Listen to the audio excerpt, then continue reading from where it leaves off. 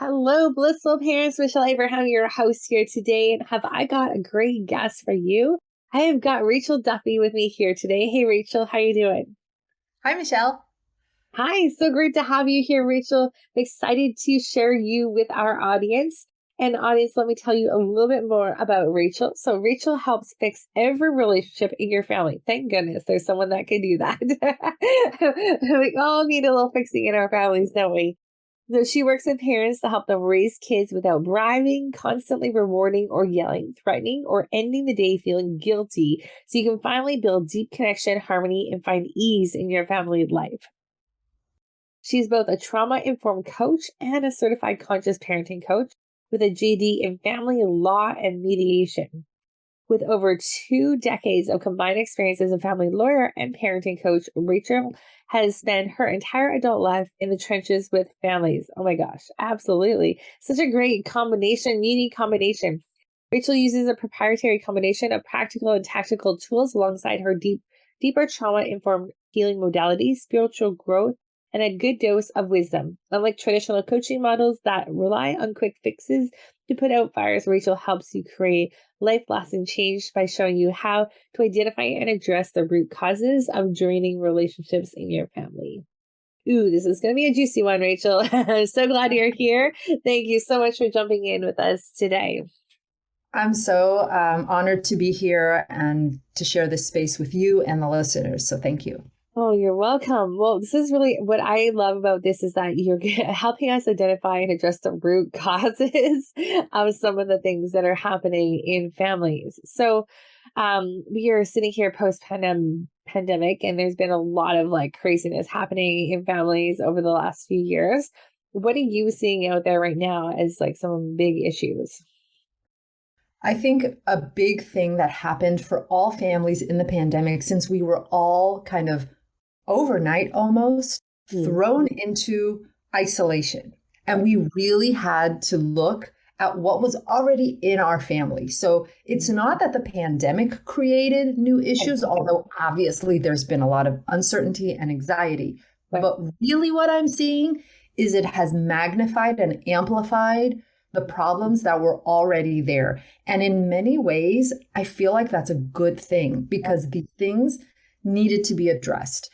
And maybe before we were able to kind of work around or sweep them under the rug, so to speak, during the pandemic, that wasn't possible anymore because parents were home, children were home. We had to kind of figure out how to help them through online learning, which was a huge challenge for everyone. And all the emotional stuff was there in the room with nobody else to, kind of deal with it. We were the only ones with our children, with our own anxieties, with our partner's anxieties. So it was really kind of like throwing us into sort of a petri dish, if you will. Yeah, absolutely. And one of the other things I noticed too is that what was taken away from us was the ability to go and like exercise and like have space away from people and do our thing, which would normally help with our mental health.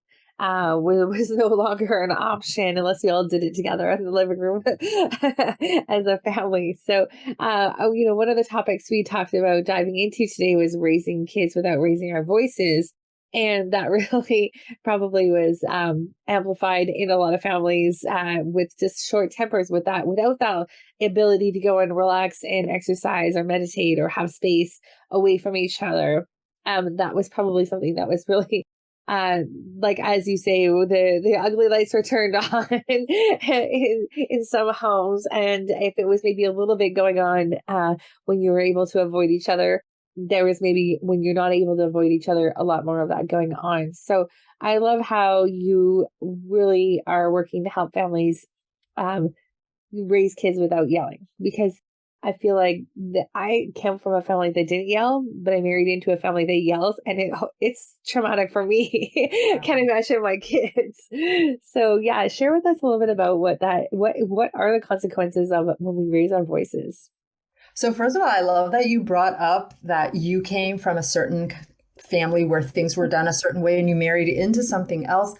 And that is a shock. It is. It's a shock because there is sort of an assumption that everybody grows up more or less the same, and it's really not true. So I love your awareness around that, and I empathize because I actually came from a family where there was a lot of yelling, and my husband's family, they didn't really talk about stuff so much. Mm-hmm. And it was interesting for us to navigate that too. So I just empathize. Of course, you marry someone that's opposite, right? Yes, yes, right. And that's an interesting question too. Like, why is that? But that's a topic for another podcast. Right.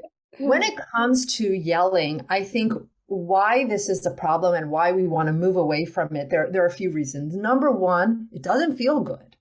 Mm-hmm. So even when you yell at your kids and you get them to do the thing you're asking them to do, technically it's a win, but it really isn't, because at the end, if you're honest with yourself, it doesn't feel good because deep down inside, you know you've chipped away at the relationship. And really what we want deep down inside, every parent, we want connection. We want deep connection with our children. That's why we became parents in the first place. It's not to do 21 loads of laundry a week. It's to have that deep connection with someone that you are guiding through life. You're helping them build skills. You're having fun with them. There's, there are so much richness in the parent-child relationship, and we can't get there because we're still stuck in these loops of kids aren't listening. We don't know what to do with that. So we kind of bottle it in until we explode. Then we yell and then we feel guilty about it. So it's this, vicious cycle that I would say 90% of parents find themselves in. And it's very difficult to break out of that cycle because if you're not yelling, then how are you going to get your kids to listen? Or especially if that's the only way you know how, right? And it's interesting. So why is parenting now like such a good vehicle for our self-development? Like, it really makes us look at like what we need to work on ourselves. Like, it's so interesting. Right. So, I think many parents, if you polled parents, they would tell you parenting is not easy, but it's not easy. It's hard, not for the reasons we think it's hard. Right. It's hard because it makes us face our stuff. Mm-hmm. Because for the first time, I think this current generation of parents for the first time is actually examining and even challenging what has always been traditionally done in parenting. The traditional model of parenting, the way we grew up, is for the first time being challenged. And that's an amazing thing. It's a great thing. It's also a difficult thing because when you challenge the previous model, when you're breaking the rules, now there's no template to work from. Right. So you have to be making it up as you go along, which is very hard to do without guidance. So the parents, I'm seeing families where parents are very intentional, very aware, doing a lot of self-work. Those parents are having the best parenting experience that I've ever seen. So those families are creating the dream family, the dream family, their own dream family. Mm-hmm. On the flip side, most families are lost because they don't want the template from previous generations, yet they haven't replaced it. So this is the opportunity. If you're listening to this conversation right now and you're identifying with, yes, I don't want to do things the way they've been done, but at the same time, I don't have a roadmap. I don't have a new template that feels aligned with my values. Right. This is your opportunity to find the right community, find the right mentor, find the right guide, educate yourself, go all in on yourself so that you can then create that template that is right for you. Love it. Because if we weren't raised in the template that we want to model, and maybe some of us were, some of us weren't, or both parents weren't, or whatever. But now it's like creating this new. So where do we find that good role model now for ourselves, and how do we know what is the right template for our families? I'm going to give you an honest answer. It might not be the answer people want to hear, but here's the truth. You are the role model. you are the one that has to step in to the leader position in your family. Now, that might sound really scary because you want, let's say most parents, I would say, want to help their children develop social emotional skills that we didn't have anyone guiding us through. And we find ourselves now as adults in our 30s, 40s, 50s, trying to develop that for ourselves too. So we would love to kind of shortcut that for our children, give them those emotional skills so that they can navigate realities that we didn't have growing up, right? The internet, we didn't have that when we grew up. Right. Online bullying, their reality that our children are living is very different from the world we grew up in. How do we give them the skills they need to navigate that successfully? How do we help them build confidence, resilience? There's all kinds of stuff, all kinds of skills we know they need. We know it because we needed to develop those too. Right. So how do we become that role model that can then guide them? Well, we have to develop that within ourselves first. That is how we know how to guide them through it too. And for those of us who didn't have a role model, it means you have to go and find the tribe, find the village, create that village. There are communities of parents out there doing the work. There are communities led by, therapists or coaches or mentors, or there are memberships. Like, you find the right place for you, but go find it. And because you cannot do this on your own. Absolutely. Find that tribe of that support. And, when you have others that are also working towards the same goals, I think that's a lot easier than trying to be the one person doing it on your own, especially enlisting your partner in supporting it as well. So how do you decide what is the right way of doing things? That, because there's lots of different ones out there right now. There's lots of different styles of things out there right now. So how do you pick which one works for your family? I love this question, and first of all, I want to speak, you brought up the partner thing. A lot of parents have this experience where they're interested in seeking out different solutions and their partner might not be. And if that is you listening right now, it's doubly important for you to go find that community for yourself, because if you are living in an environment at home where your personal growth is not necessarily supported, where the way you want to parent is not supported, how successful are you truly going to be on your own? It's an uphill battle. So it's super important for those of you who find yourself not on the same page with your partner. Now, to your question, how do I know what's right? You're right. There's a million styles out there. There's gentle parenting and conscious parenting. And there really is, like, we could spend all day listing the different modalities out there.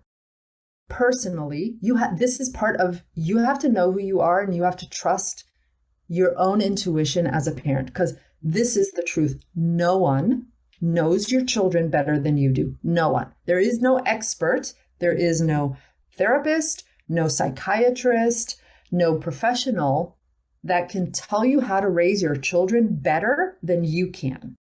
What someone else can do is help you flesh out your parenting style. So for me personally, I've always been a very multi-passionate, interdisciplinary type of person. So when I looked at what is the right way for me to raise my family, I pulled from multiple disciplines because that felt right to me. It never felt right to me to go all in on one thing. Right. I always felt like there was something missing in that. So I pull from a lot of different modalities. That's why I went very deep in conscious parenting and polyvagal theory and internal family systems and compassionate inquiry. And I use the tools that I learned and developed in my decade plus as being a mediator and a negotiator. So there's a lot of stuff to pull from. And when I work with clients, I have all the different tools so they can pick what's right for them. Of course, I personally don't resonate with some of the more traditional kind of ways of parenting, like we discussed a bit earlier about, I personally don't use positive or negative reinforcement to shape my children's behavior because that doesn't feel good to me. It doesn't feel right to me. So you have to kind of know what feels good and what doesn't. Yeah. But at the same time, don't limit yourself to just one way as if that one way has all the answers. Like that's part of your self-development, is developing that trust, the connection to your intuition, and the trust, self-trust, that you know what's right for your family. Yeah, and I think you're absolutely right. Like there's some detective work that needs to happen going out there, right? Because there are so many different styles and so many different philosophies and so many different things out there that can work and they will work, but will they work for you? And I think that's really the key thing there too. And plus, so you're adding the layer of some homes now are multi-generational, which then when you're trying to change the template of how you were raised or they were raised when those parents are still in the house too, that adds a whole other layer of complexity to the whole situation. So yeah. Right. And not to mention, like we started this discussion, my partner and your partner grew up totally different. So they also have a completely different idea Right. of what it means to be a good parent. How should we be raising our kids, right? So you're right. There's all these different things happening at the same time, different ideas. I don't think it's a bad thing necessarily. A lot of times parents come to me and they're like, we're on completely different pages and that's a problem. And I say, is it though? It may not be such a problem like you think it is. Maybe it's a good thing for your children to also be exposed to the fact that there's a lot of different ways. All roads lead to Rome, as they say, right? There are a lot of different ways to parent. And it's not always confusing and damaging to the kids when both parents are not on the same page. Right.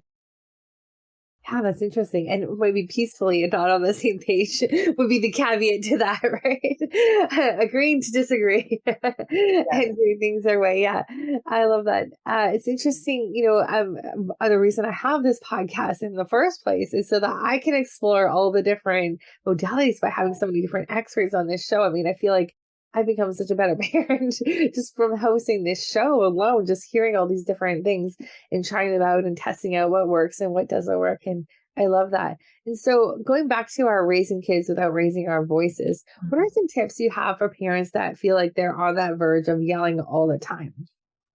Yeah. So I think, the way I look at it is what is really happening. We think we're just having difficulty managing behavior.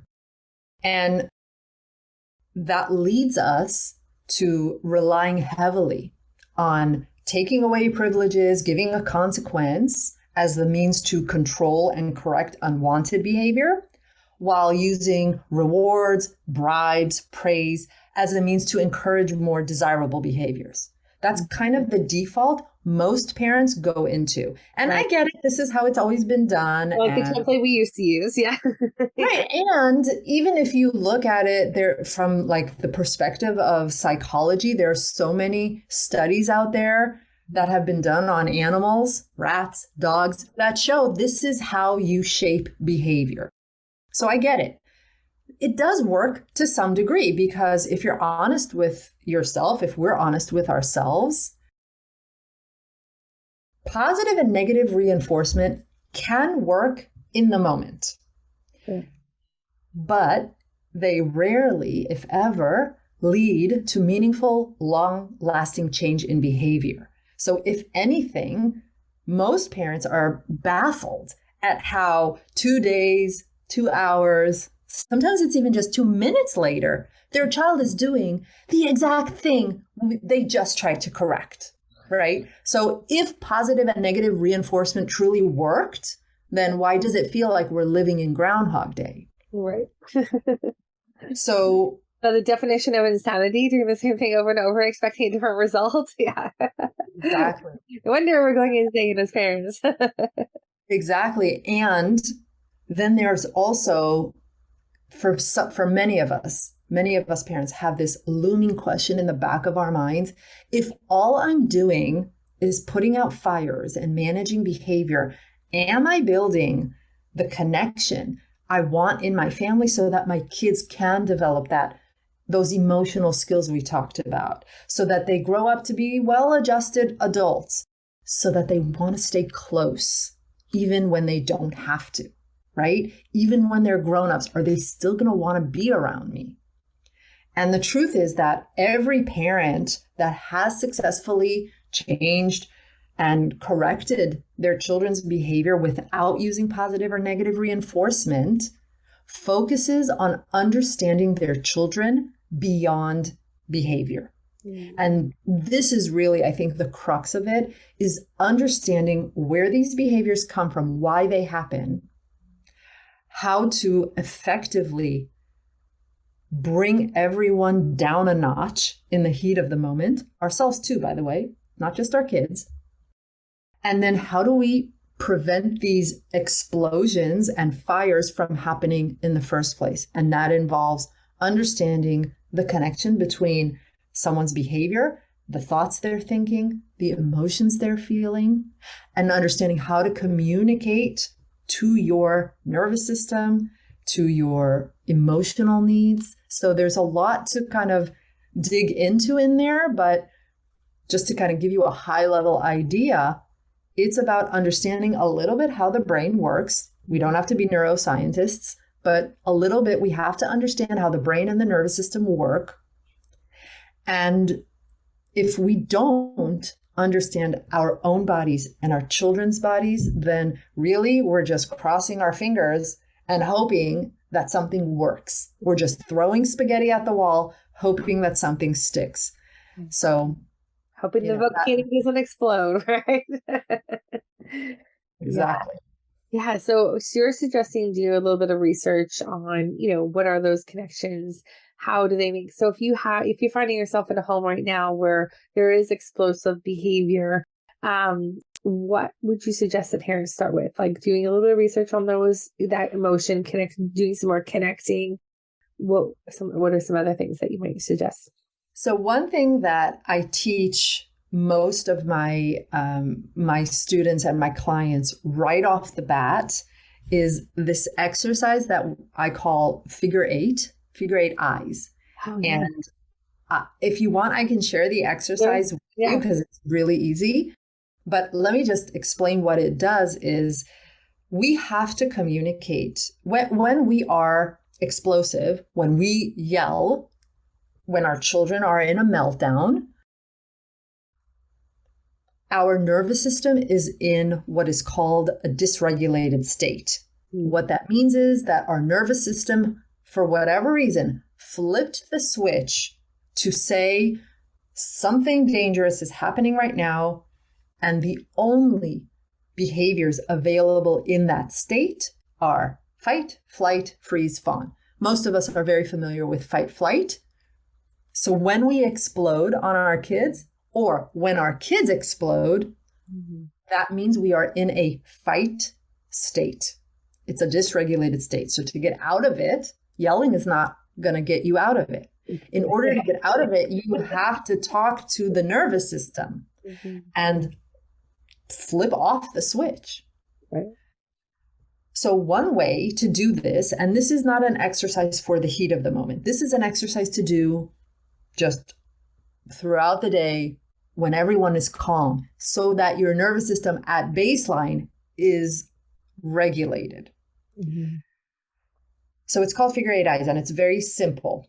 And you can do this with your kids. You take your finger and you trace the number 8 sideways. And you just follow your finger. It's kind of the infinity sign. You just trace and follow your finger.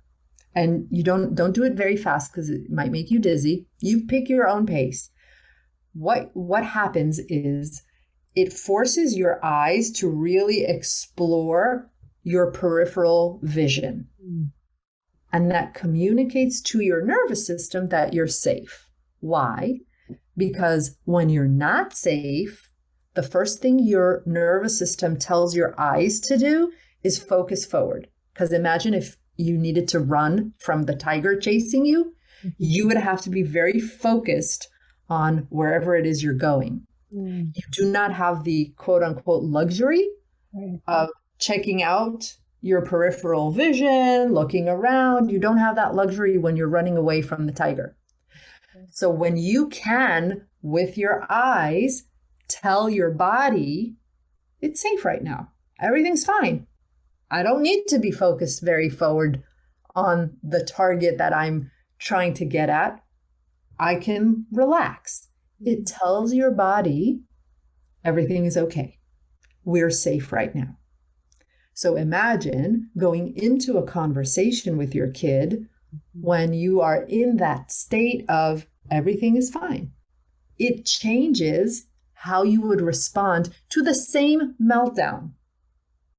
And on the flip side, if your child comes into an interaction when their nervous system is very chill, that changes how they respond when their sibling knocks over their tower that they built. That's so fascinating. I love the figure eight. I've done the figure eight on my kids after using technology. I've heard to do that over their eyes, helps re-regulate their brain also, and recalibrate them back to like a state of natural being. So it's interesting. I love that. That's a great. Exactly. Mm-hmm. Yeah, because I find the technology, that the stage of technology going back into the cupboard at the end of the day or whatever, that causes some chaos sometimes. And so that recalibration has been really helpful. Totally, because technology, if you think about it, if you look at, I don't know if you spend time watching what your children are watching. It makes me like tense up, right? Yes, it is regulating on purpose, right? It's designed to be like that, not because of any kind of malicious intention, but it is designed to keep you very kind of focused. Things change all the time on the screen. There's no lull, right? This is how it keeps you addicted. Almost in fight and flight, like constantly, right? Like, and that's got to be after like a couple hours of that. It's got to be very taxing on their nervous system. Exactly. And that what you're doing with your kids, and I love that, is you're communicating back to the body, everything is okay. There is no actual threat right now. There is no real reason for the nervous system to be on high alert. The screen put us there, bring our body back. Yeah, gosh, it's so crazy. I mean, that's one thing that we're constantly fighting against as parents is the technology that's got them so engaged in this like stress mode. It's challenging. And so, I mean, I think that I've noticed like the behavior that comes right after that is just not normal behavior. It's like, holy smokes. But I think now that you're explaining that in that way, it's because they're at that heightened nervous system. It's just wrecked at that point. And if you didn't have this awareness, you might see your children being really reactive and, like you said, kind of not normal after a screen. And you would think to yourself, what the heck is wrong with my kids? Why are they doing that? And you might get annoyed. That might create some reactivity in you too. Because here's the other thing. Human beings are highly affected by one another's nervous system state. In other words, if I'm in a room with you and you are highly reactive, that's going to affect me. I'm going to respond to your nervous system's heightened state. So when we think of this in the context of parents and children, when the kids are highly dysregulated, it dysregulates us too. So when we can become more aware of how important it is to stay regulated, or how important it is to know, how do I bring myself back to regulation after I've been dysregulated? that is a super powerful tool for us as parents, right? And then we could then, once we understand our own bodies, how do I, as a grown-up, how do I bring myself back to regulation? What regulates me, right? We don't even know what regulates us. This is like how at square one most of us are. Like, forget the fact that we don't even know that we are dysregulated. Even when we find out, we're like, okay, Rachel, I get what you're saying. I'm dysregulated when I'm yelling. How do I get back to regulation? I don't even know if I've ever been regulated. That's what parents say to me, right? So that is about you understanding yourself better, knowing yourself better, knowing your body, knowing what are the cues that dysregulate you? What are the cues that regulate you, right? You have to know these things about yourself. Then you can also help your child figure that out for themselves, because your body is different than someone else's body. Wow. Yeah. Interesting. And I love in the schools, like, I don't know about the schools where you are, but where we are, like, the kids are learning this self-regulation in the classrooms now, which I think is great, because obviously we weren't taught that as kids.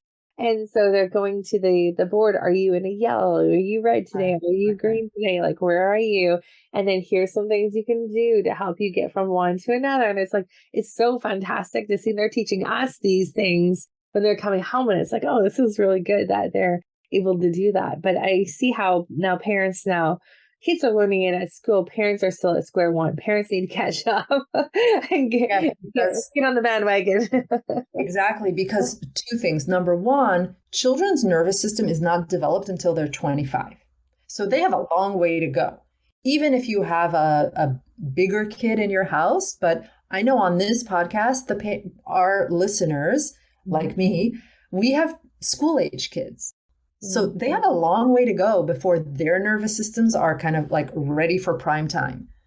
So that's why it's super important for us as parents to become really aware of this, because when our kids are dysregulated, they need us to be regulated in order to help them down-regulate too. So we are the tool that our children need to use. So if we're not regulated, guess what they're going to get from us? More dysregulation. Right.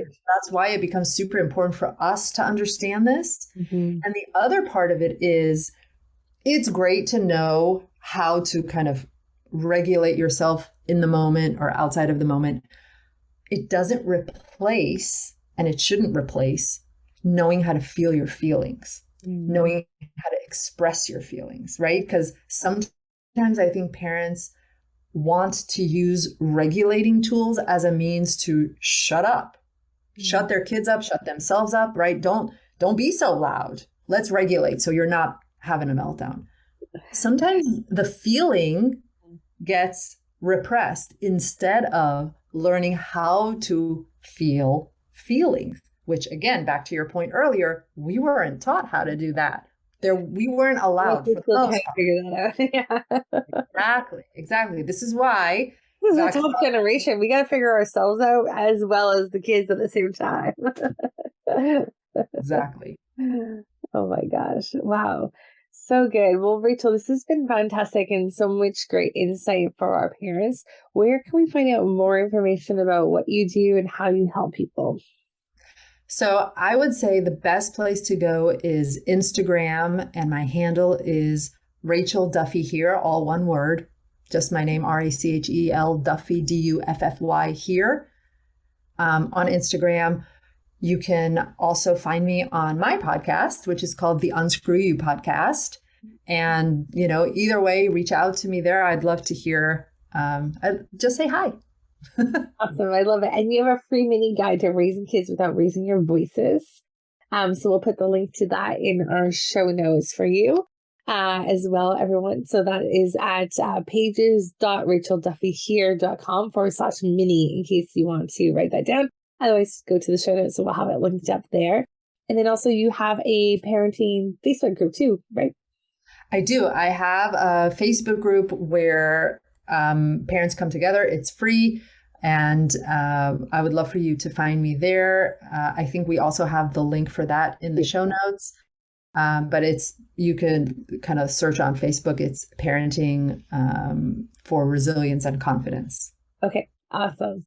That sounds great. Sounds like an awesome group. Maybe we should check it out because us as parents need to have that support as well. So I love it. Any last words from you, Rachel? Any last tips for our parents before I let you go today? I want parents to leave with hope. Mm. You don't have to muddle through this parenting experience. You don't have to settle for a quote unquote good enough family. If there's a yearning in your heart for more, for a deeper connection, for more ease, for more harmony, it is possible for you, because it is possible for anyone.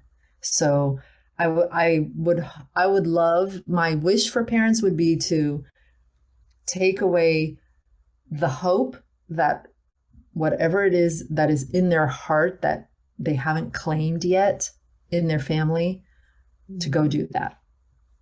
I love it. So good. You hear that, blissful parents? Go out there, have a blissful week this week. Make sure you check in with Rachel, check out her Facebook group, find her on Instagram, and check out what she's up to so you can follow along more. Thank you so much, guys. Have a fabulous week. We'll see you again, same time, same place next week.